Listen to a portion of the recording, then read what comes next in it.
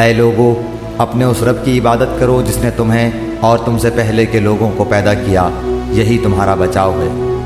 جس نے تمہارے لیے زمین کو فرش اور آسمان کو چھت بنایا، اور آسمان سے پانی اتار کر اس سے پھل پیدا کر کے تمہیں روزی دی۔ خبردار، باوجود جاننے کے اللہ کے شریک مقرر نہ کرو۔ ہم نے جو کچھ اپنے بندے پر اتارا ہے اس میں اگر تمہیں شک ہو اور تم سچے ہو تو اس جیسی ایک صورت تو بنا کر لاؤ۔ تمہیں اختیار ہے کہ اللہ تعالیٰ کے سوا اپنے مددگاروں کو بھی بلا لو۔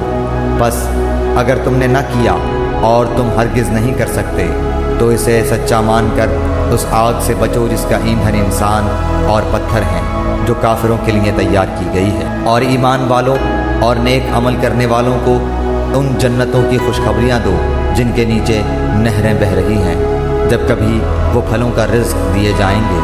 اور ہم شکل لائے جائیں گے تو کہیں گے یہ وہی ہے جو ہم اس سے پہلے دیے گئے تھے۔